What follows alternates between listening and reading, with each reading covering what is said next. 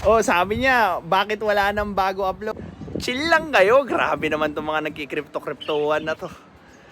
Na-busy lang ako at syempre babalikan ko kayo. Sa episode ngayon, pag-uusapan natin yung mga weirdo at nakakatawang perspective ng mga nagkikripto-kriptoan. This is Pinoy Extreme. Let's do this! This is Pinoy Extreme. Sabi niya dito, Notcoin ko dati, open lang ako, tapos may top bot na naka 10k din ako sa Notcoin. Hindi talaga sila nagtataka, no? Saan kaya galing yung value nung mga tinatap-tap nila, yung mga minamine nilang coin? Hindi sila nagtataka doon. Sabi naman nito, this is just so wrong. Meron talagang airdrops na profit like Pixels airdrop and Kydro. You should just join. Kahit nga kayo mismo hindi nyo alam kung saan yung galing yung value ng coin nyo. Partida, nag-jor pa kayo niyan, ha? Oh. So, ano yun? Literal, kumikita kayo and wala na kayong pakialam dun sa technicalities ng business or ng income nyo. Sabi niya dito, boss, move on na tayo sa Axie 2024 na. Explain mo naman yung mga kumita nang walang nilalabas. Bakit tayo mag-move on doon? Crypto din naman yun in the first place. Crypto na ginawang scam. At nung pinaliwanag kung anong klaseng scam, hindi pa rin nila maintindihan. Ponzi scheme, yung scam na kinukuha yung pambayad doon sa mga bagong recruit or bagong sali doon sa crypto-cryptoan nila. That's how Ponzi scheme works. Hindi ko alam bakit nila hinihiwalay yung Axie ngayon doon sa scam ng mga crypto-cryptoan nila. Parehong-pareho kung paano sila gumagana. 'Di ba? I-hype yung project, bibili ng mga kung anik-anik na ino-offer ng project nila. Di syempre, nagka-value yung token nila. Oh, so may pinagkaiba ba siya doon sa Axie? Wala. Sabi niya dito, boss, paano mo explain yung mga hindi bumili pero Of course, kikita ka dyan. Parte ka kung paano lumalaganap yung Ponzi scam nila. Kasi sinishare mo, nilalike mo, 'di ba? Nag-i-invite ka. Yun na yung ambag mo doon sa project. Ngayon, of course, yung ibang sasali, may chance sila para bumili ng VIP account or kung anik-anik na binibenta ng project nyo. At sila ngayon yung maglalagay ng value doon sa crypto-cryptoan nyo. So, katulad lang din yan ng mga scholar doon sa Axie na wala silang ginastos, pero it doesn't mean na hindi pa rin Ponzi scam ang Axie. Sabi niya, kung matalino ka, gawa ka ng ideas para pagkakitaan ng mga tao. Una mo yung experiment sa sarili mo, tingin mo kung obra, tapos pag naging successful, doon may content, yung biglang sikat ka. Pinunta mo pa sa akin yung burden para magkaroon ng pangkabuhayan yung mga Pilipino. Kayang-kaya naman nilang gawin yun eh. Ayaw lang nila kasi tamad. Tamad kayo, kaya mas gusto nyo ng mga ganyan, patap-tap lang, 'di ba? Palaro-laro lang, kumikita na. Kasi nga, ayaw nyo maghirap. Ayaw nyo yung pagdaanan, yung paghihirap ng isang empleyado para akyatin yung lugar na kung saan pwede silang maging komportable dahil tumaas yung sweldo nila, dahil gumanda yung buhay nila. Ganun katamad ang Pilipino. Kaya hanggang ngayon, sikat na sikat yan. At pinagtatanggol nyo pa yung mga influencer na nagpo-promote ng ganyang klaseng scam.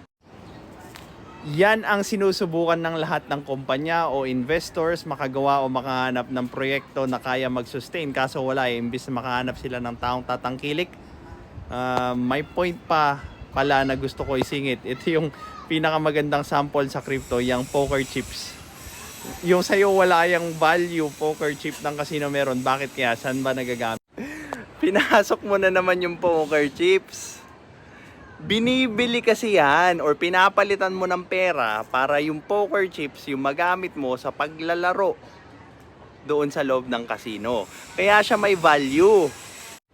Yung utility ng mga crypto-cryptoan mo para kumita yung mga tao doon sa i-invest ng mga bagong sali. Ponzi? Ponzi. Sobrang simple lang talaga eh. Simpleng supply and demand ang nagdidikta ng value, tapos ang usapan. Para naman po sa punto mo, sagot na hinahanap mo, sana basahin mo po. Airdrop is equals to pamigay na freebies to promote their company. Existing man or bagong company, kung hate mo po yung mala Ponzi scheme style, kesyo may invite ako rin po. Another style of marketing.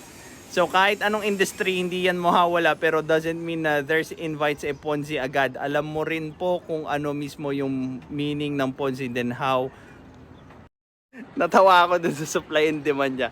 Ang supply and demand, hindi siya yung mismong maglalagay ng value doon sa crypto-cryptoan nyo. It's just one way of gauging kung maraming bibili ng mga produkto na binibenta dyan sa crypto-cryptoan nyo para matignan kung gaano ba karami yung maglalagay ng pera dyan sa crypto nyo. Kung mataas nga yung demand doon sa crypto nyo, kung wala namang bumili, so paano magkakavalue yan? O, di ba? So again, factor lang yung supply and demand para magkaroon ng value. Kailangan pa rin may bumili or mag-exchange ng totoong pera para magka-value yan. Katulad ng poker chips na sinasabi mo. Walang makakapag-sustain sa kahit anong Ponzi scheme na project. Taga nyo yan sa bato. Kasi unang-una, wala ngang produkto yung mga crypto-cryptoan nyo, kundi yung pangako na yung crypto nyo, na minamine nyo, kakatap nyo, diba, kakasend nyo na invite, kaka-like, share, and subscribe nyo sa kanila, asa lang yan na magkakaroon ng value doon sa mauutong bibili na kung ano man yung ibebenta nila. Either laro, power up sa account, so on and so forth, pampabilis mag-tap, doon lang aasa yan. So,